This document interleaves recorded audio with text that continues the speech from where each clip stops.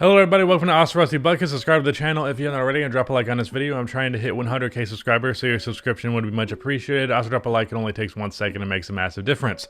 It's hot takes, let's get into it. The Mavs shouldn't focus on re-signing Kyrie and instead should focus on signing elite role players. I don't know why this has to be presented as though it is either or. It is still in the best interest of the Dallas Mavericks to bring back Kyrie Irving, but it is also very much in their best interest to sign a couple of role players. Did that bug just land on my fucking face?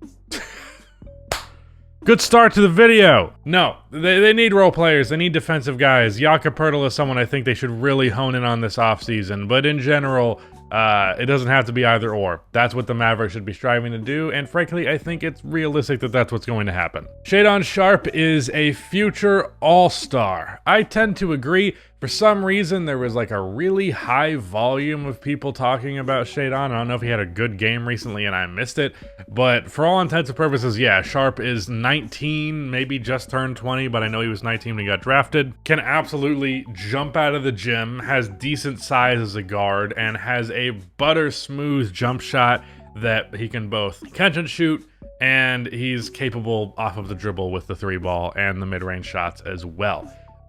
You take a really good jump shot, really good athleticism, a solid NBA body, and you put that in a 19-year-old. There's a lot of upside towards that in the long term, and I definitely think that Shaedon will probably be a big part of Portland's future post-Damian Lillard, whether that comes from retirement or being traded. Jokic cannot be considered a superstar because he isn't marketable enough from a business standpoint. That is stupid. People use the term superstar to define how good a player is. It's not about their marketability. I understand where the association comes from, but when people talk about superstars in the NBA, what they mean is best players in the league. Sometimes some of the best players in the league are less marketable than players that are worse than them. That does not mean that that player is a superstar and the more marketable guy isn't. Superstar in a business sense, sure, but we're talking about basketball here. It's not really about that, and I think it's silly to make it about that. The Nuggets should still be the favorite to make it out of the West, whether or not they play the Lakers in the first round. I mean, it's not as though the Lakers are some guaranteed to beat the Nuggets type thing. Like, I know a lot of people are presenting it that way, particularly, of course, Lakers fans. But, you know, while I don't think they're the strongest one seed in history by any means, and they're very susceptible to not end up making the finals, they are my pick to make the finals, and ultimately I'm pretty confident they will beat anybody that they face in the first round. The Knicks are winning the Eastern Conference. I would not be surprised if the Knicks won like 1 or 2 games in the playoffs in total this year.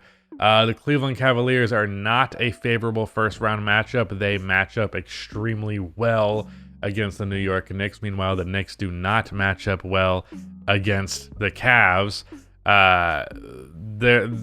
Julius Randle couldn't handle DeAndre Hunter. You think he can handle Evan Mobley with Jarrett Allen backing him up? There's just no way it's going to go well. I mean, it's possible that it could go well. Jalen Brunson being there and is a factor, but just like, I'm really confident the Cavaliers are going to be better than the Knicks and go further, and by extension, of course, beat them in the first round. Still going to do a series preview for that series, and don't not watch it because of that, because I'll talk about how the Knicks could come away with it, but I just strongly disagree. An offense that's based entirely on isolation, and your isolation scorers are Jalen Brunson, Julius Randle, and RJ Barrett.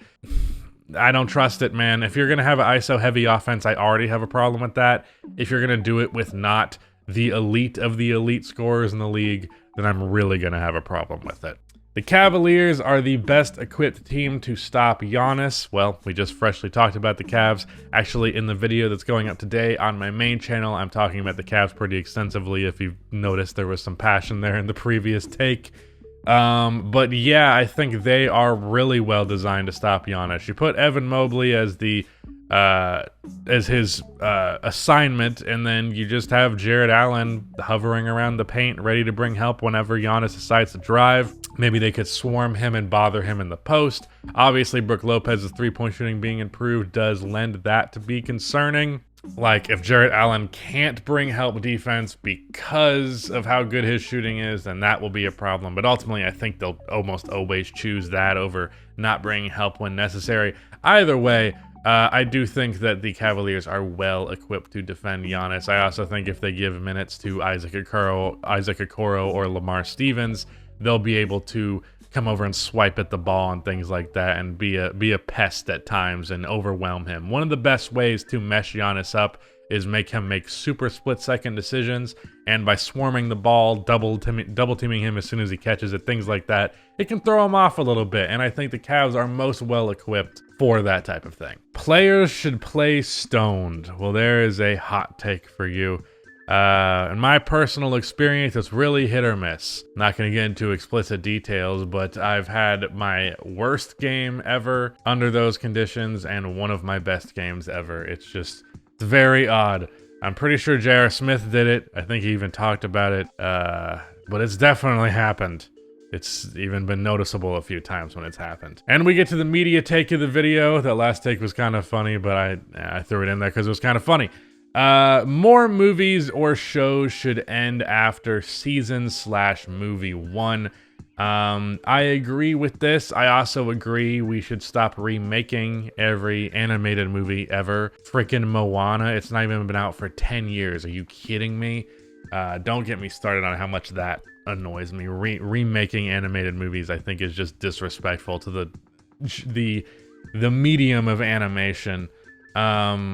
But as for the movies or the shows, like keeping it to one, I get that. I think there are some instances where people argue that, and I disagree.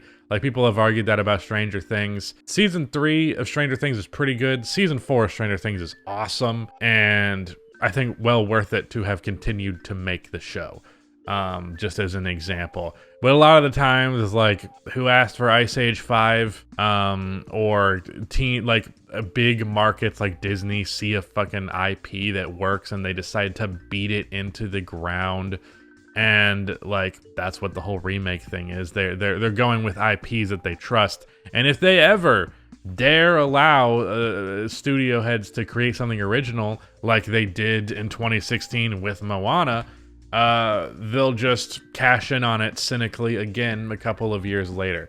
Literally 7 years later. They didn't even wait on this one.